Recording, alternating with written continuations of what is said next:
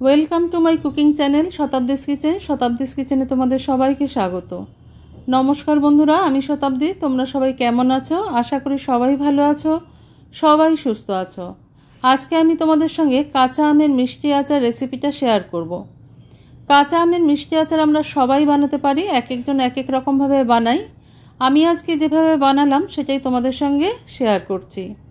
এই আচারটার জন্য আমি কিন্তু গুড়, তেল, চিনি কিছুই ব্যবহার করিনি। রোদে দেবারও ঝামেলা নেই, সারা বছর এভাবেই তোমরা তৈরি করে সংরক্ষণ করে রাখতে পারো। সেই রেসিপিটাই আজকে আমি তোমাদের সঙ্গে শেয়ার করব। একটা আমও ভেঙে যায়নি, দেখো গোটা গোটাই রয়েছে। তবে একটু আঠিযুক্ত আম নিলে ভালো হয় মিষ্টি আচার। আমি এখানে মিষ্টি আচার তৈরি করবার জন্য দেখো প্রায় 6টা মতন আম নিয়ে নিয়েছি। এই 6টা আমকে আমি ভালো করে ধুয়ে নিয়েছি, ধুয়ে পরিষ্কার করে নিয়েছি। এবার খোসা ছাড়িয়ে এটাকে টুকরো টুকরো করে নেব। আমি টুকরো টুকরো করে নিয়েছি, তোমরা চাইলে কিন্তু লম্বা লম্বা করেও কেটে নিতে পারো। আমি একটু চৌকো করে কেটে নিয়েছি, তবে আঠিটা শক্ত হয়ে গেলে আমের আচারটা ভালো হয়। দেখো আমি আমটাকে ধুয়ে আগে পরিষ্কার করে নিয়েছি, তারপরে কেটে নিয়েছি। তারপরে কিন্তু এর গায়ে কিন্তু জল দিইনি।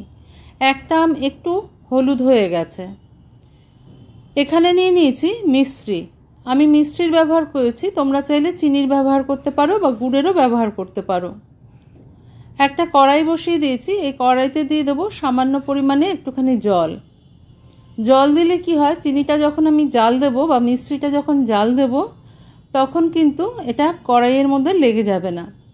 তো আমি এই বাটিটার পরিমাপে 2 বাটি পরিমাপে মিষ্টির গুঁড়ো দিয়ে দেবো।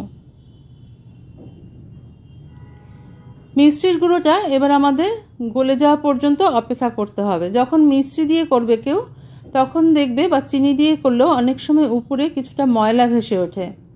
এটা একটা ছাঁকনির সাহায্যে তুলে আমি পরিষ্কার করে নেব, যতটা সম্ভব আমি পরিষ্কার করে নেব। এবার এই জলের মধ্যে আমি দিয়ে দেবো সামান্য একটু হলুদ। হলুদ দিলে কি হয়, আচারের রঙটা খুব সুন্দর হয়। খুব সামান্য পরিমাণে দেবে, না হলে কিন্তু আচারের রঙটা লাল হয়ে যাবে বা কাঁচা হলুদের একটা গন্ধ আসতে পারে। এবার আমি আমগুলো এর মধ্যে দিয়ে দিলাম। আমগুলো দিয়ে ভালো করে মিশিয়ে নেব। খুব সহজ একটা পদ্ধতিতে আমের মিষ্টি আচার আমি তোমাদের সঙ্গে শেয়ার করে নিলাম। এবার কিছুক্ষণ সময়ের জন্য এটাকে একটু ঢাকা দিয়ে দেবো, যতক্ষণ না আমগুলো সিদ্ধ হয়ে যাচ্ছে। ফিরে এলাম দেখো কিছুক্ষণ সময় পর। এবার দেখিয়ে দিচ্ছি আমি, আমগুলো দেখো স্বচ্ছ হয়ে এসছে। আম যখন স্বচ্ছ হয়ে আসে তখন কিন্তু বুঝতে পারবে যে আমটা সিদ্ধ হয়ে গেছে। আমের কালারটা চেঞ্জ হয়ে যায়। আম থেকেও অনেকটা জল বেরিয়েছে, এই জলটা আমাদের কিন্তু শুকিয়ে নিতে হবে। আমি দেখিয়ে দিচ্ছি, দেখো আমগুলো সিদ্ধ হয়ে গেছে। এই অবস্থায় ঢাকা দেবার আর প্রয়োজন নেই। এটাকে এবার এরকম খোলা অবস্থাতেই আমাদের জাল করে নিতে হবে বেশ কিছুক্ষণ সময় ধরে। তবে নিচে যাতে লেগে না যায় সেদিকেও আমাদের একটু নজর দিতে হবে। সামান্য একটু সাধারণ নুন, যে হয় আমরা রেগুলার নুন ব্যবহার করি খাবারে, সেটা দিয়ে দিলাম। আর দিয়ে দিলাম বিট নুন। বিট নুন দিলে কিন্তু আচারের স্বাদ অনেক বেশি ভালো লাগে।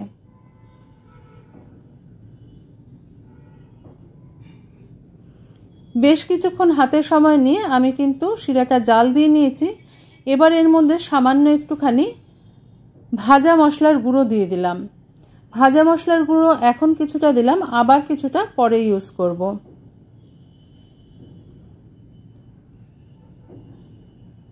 শেষে যদি একটুখানি ভাজা মশলার গুঁড়ো দেওয়া যায় তাহলে আচারের গন্ধটা অনেক বেশি সুন্দর আসে।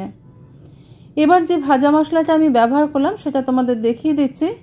এখানে 1 চামচ মৌরি, 1 চামচ জিরে, একটা শুকনো লঙ্কা, একটুখানি মেথি, দারচিনি আর ছোট এলাচ নিয়ে নিয়েছি। আমি এটাকে ড্রাই রোস্ট করে গুঁড়ো করে নিয়েছি। এবার দেখো আচারটা যখন হয়ে আসছে পুরো মশলাটাই আমি দিয়ে দিলাম। এবার আচারের সঙ্গে এটা কিন্তু জাল করে নেব। আরও কিছুক্ষণ জাল দেওয়ার পর দেখো এটা কিন্তু ঘন হয়ে গেছে শিরাটা। শিরাটা যখন একতারের হয়ে যাবে, অনেক গরম বলে মিষ্টির গরম কিন্তু খুব সাংঘাতিক হয়, এটা ওই জন্য হাত দিয়ে আমি তোমাদের দেখালাম না। যখন দেখবে একটা তার হয়ে গেছে বা শিরাটা বেশ ঘন হয়ে এসছে, তখন এর জালটা কিন্তু বন্ধ করে দিতে হবে।